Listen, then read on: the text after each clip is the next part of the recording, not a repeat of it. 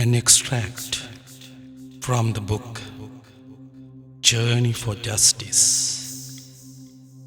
written by socio-cultural anthropologist Professor Nandini Gunawardana.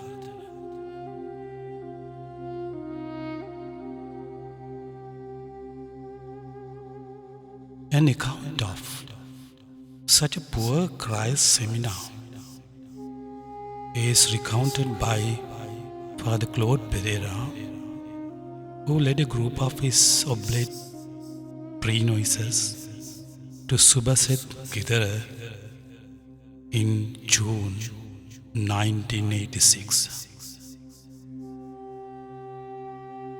The unbearable heat, swarm of mosquitoes, bathing in the muddy water of the nearly dry Karavil Kanatta tank, and eating a vegetarian diet was no picnic for our young pre-noises. Father Mike was a credible prophet who was a true imitator of the word deed of Jesus. To speak of the poor from ivory towers is very much easier, but to live among the poor, following their simple but arduous lifestyle,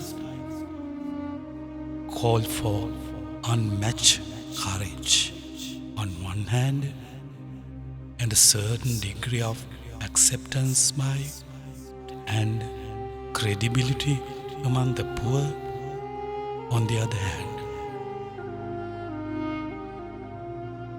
What makes his option to live among the poor even more remarkable is the fact that Father Mike was presented with other more prominent opportunities for his religious career. As a world-recognized theologian and religious scholar, he was regularly invited to religious conferences and theological conventions in Asia, Europe, and United States. In 1978, he was offered a prestigious post as a professor in the Institut Catholique in Paris. Yet, he opted instead to enter the grueling heart of poverty in rural Sri Lanka. For it is there that he saw Christ manifested, and where he perceived his calling to witness Christ.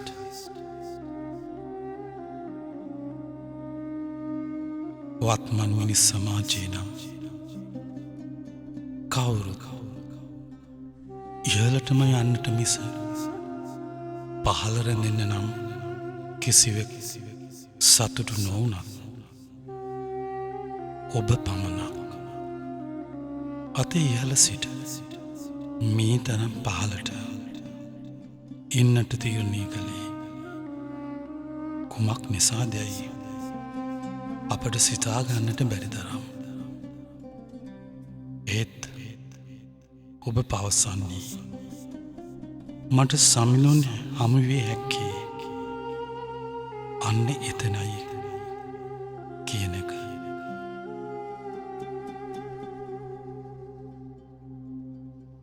This is something what the villagers of Buttala have said about Father Mike and his service. Because of Michael's father The village gained a great awareness of the issues in the village, in the country, how to conduct ourselves. I learned some valuable lessons from Father Michael to discern between right and wrong, how to conduct myself in society, how to interact with others in a civil manner, how to undertake a task and finish it diligently to completion. He planted good things in our minds. He helped us, developed our personal character. Father Michael, අපේ ගමට මහා එළියක් ආලෝකයක් වුණා. අපේ ජීවිතයේ ගැඹුර වටහා ගන්නට එතුමාණන්ගේ ඕදන් ඒ මහත් පිටිවහලක් වුණා. He used to advise youth who were accustomed to smoking and drinking. At that time, there were no taverns or anything like that. But people brewed kasipu and sold it illegally. People drank mostly because of economic or interpersonal problems, not for entertainment.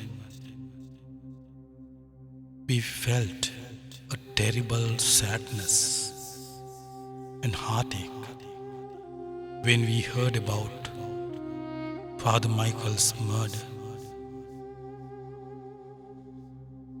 Because of the amazing support he gave us,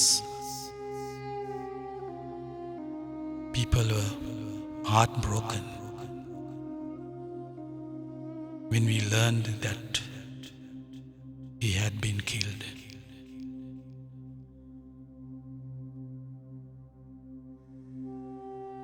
The death of Father Michael is a terrible loss for us. He used to advise those who heard whatever dispute arose, he invited the two parties to come over and discuss it. He was so patient and understanding with the youth. Even if someone did something wrong or became angry with him, when corrected, he never broke the relationship.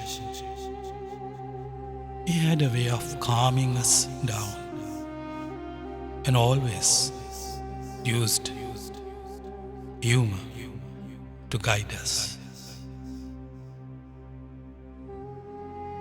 Michael Rodrigo Petuma gave you over අපට තරහා ගන්නට බැරි පාඩුවක්. අපගේ ගමේ ප්‍රශ්න ගැටලුවලදී එතුමා අපට මිතුරෙකු ලෙස ඒවා විසඳා ගන්නට අත දුන්නා. යම් අවස්ථාවලදී ඒ විසඳද්දී එතුමන්ට උරවන වුණා ඇතමුන්. එතුමන් නොවේ ඒ අය සමග අමනාප වුණේ. එතුමන් ඒවා සැහැල්ලුවෙන් බාරගෙන සෑම දෙයක්ම විහිළුවෙන් සිනහවෙන් විසඳ ගන්නට පුරුදු වී සිටියා.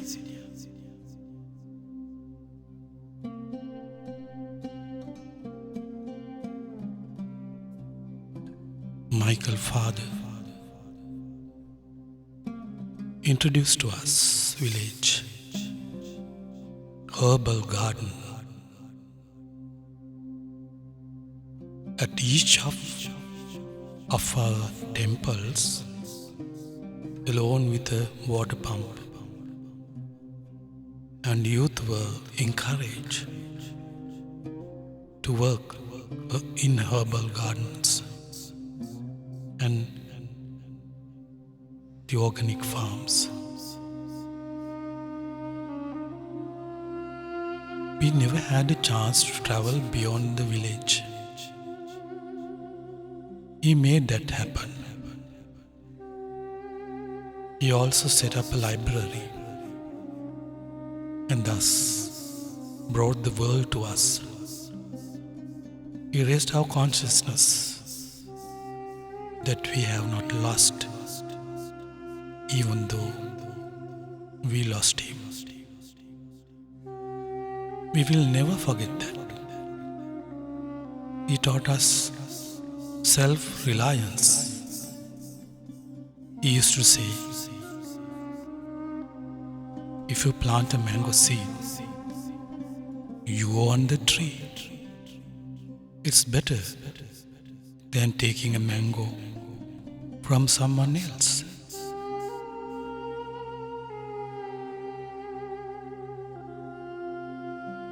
Each time I pass this place where Father Mike is buried, I remember him with gratitude. We had nothing, and he helped us understand our rights, our human rights.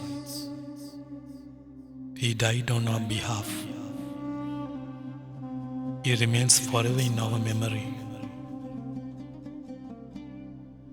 He is beloved to us from the depth of our hearts.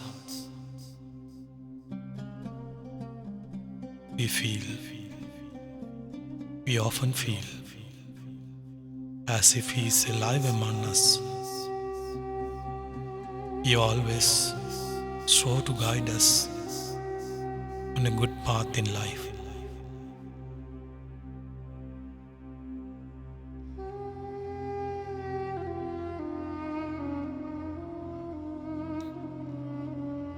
Michael Petumagi දෙන අසලින් අපි යන හැම විටම අපිට එතුමාව හැමතිස්සෙම සිහිපත් වෙනවා. එතුමන් අපිට කළ කී දේ කවදාවත් අමතක වෙන්නේ නැහැ. එතුමා අපට කියනවා අඹ පැලයක් හිටවන්න. එතකොට ඔබට ගහක් ලැබෙන්නේ. ඉතින් අඹ වෙන අයගෙන් ඉල්ලනවට වඩා ඔබ අඹ පැලයක් සිටුවන්න.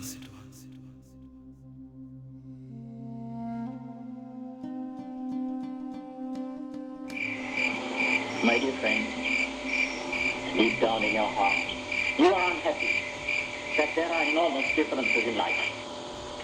While all are human, some pretend to be superhuman.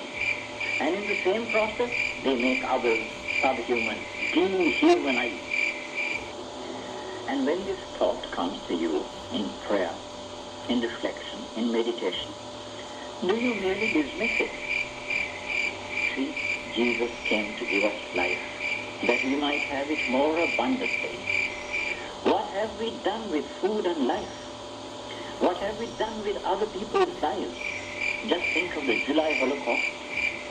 With everyone's death, did we die a little? Did we feel the heartbreak?